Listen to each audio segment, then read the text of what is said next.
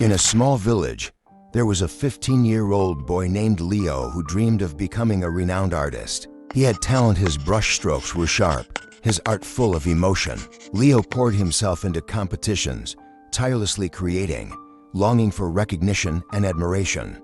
But glory is never easily won. In a citywide art contest, Leo gave his all, convinced he would take first prize. But when the results were announced, not only did he fail to win, but the judges criticized his work. It felt as if all his hard work had crumbled to dust. He threw away his brushes, locked himself in disappointment. The harsh words cut deep, shaking his confidence, making him question his passion. That evening, Leo wandered aimlessly through the streets, walking further than he ever had before. By the time the sky turned a dusky orange, he found himself in an unfamiliar old district. There, in the dimming light, he stopped in front of a small, time-worn house with moss-covered roof tiles. From inside, he heard a rhythmic knocking sound. Curious, Leo peered through a narrow gap in the wooden door. Inside, under the flickering glow of an oil lamp, an elderly man with silver hair and a long beard was carefully carving a wooden sculpture. His movements were slow yet precise, each chisel stroke imbued with patience and devotion.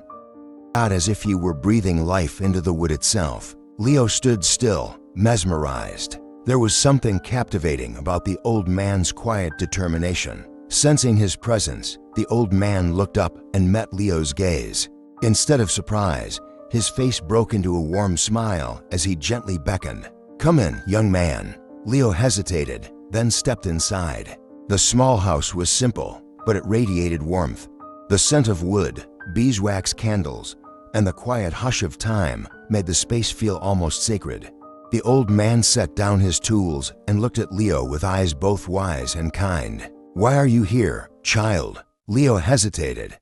He himself wasn't sure why he had wandered here, why he had stepped through the door. He lowered his head and murmured, I don't know. I was just walking." The old man chuckled softly and poured a cup of tea, sliding it toward him. "No one wanders without a reason. Where are you running from?" Leo clenched his fists, silent for a long time before exhaling shakily.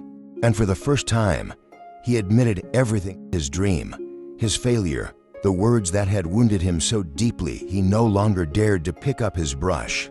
The room fell quiet. The old man studied Leo thoughtfully but said nothing.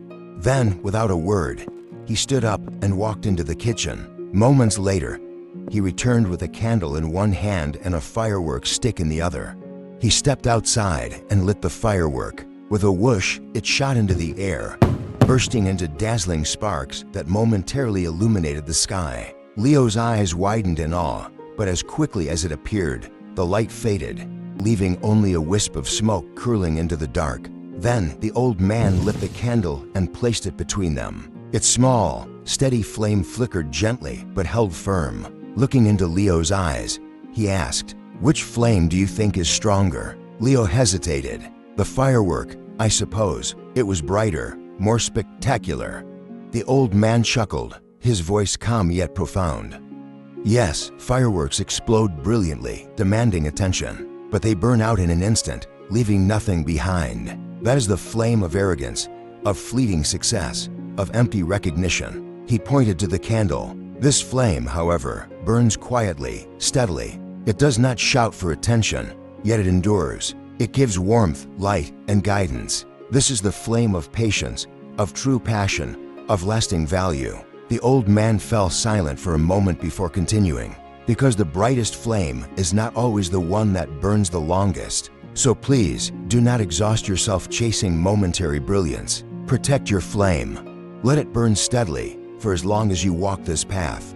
Then, he told Leo his own story, how he had once been an apprentice, how he too had faced failure and criticism, how he had nearly given up, but he had chosen to burn like a candle, persistently learning, refining, and growing. Leo felt something stir deep within him.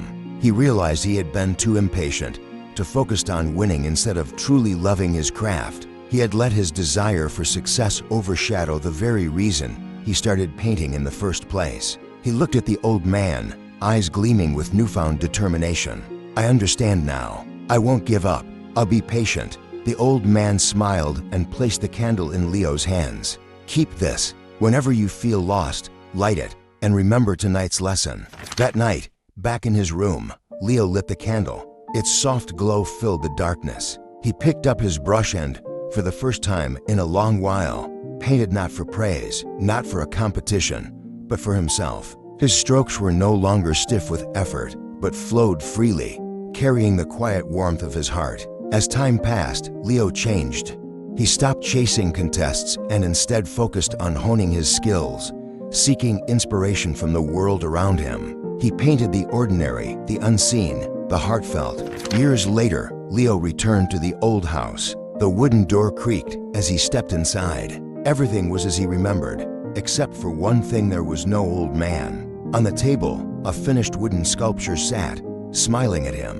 Beside it lay the candle, half burnt but still standing. Leo picked it up, his chest tightening. He lit the candle once more, letting its glow spread across the room. That flame, like the wisdom of the old man, like the passion in Leo's heart, burned on, not the loudest, not the brightest, but steady, unwavering, and eternal. And Leo knew, no matter what, he would keep that flame alive. In today's world, there are those who relentlessly chase after the spotlight, craving recognition so much that they forget why they started. They dive into the race for fame, burning bright like fireworks in the sky, beautiful but fleeting. And when the light fades, they realize they are exhausted, empty, left with nothing but a silent night. But there are also those who choose a different path. They walk steadily on their own journey, quietly, patiently, without haste. They are not swayed by praise or criticism, nor do they chase after momentary brilliance. Like a small candle, they shine persistently, enduring through storms. Life does not require you to be the brightest light. It only asks that you be a light that never fades, because what lasts the longest is not what burns out in an instant, but what is resilient enough to keep glowing through the years.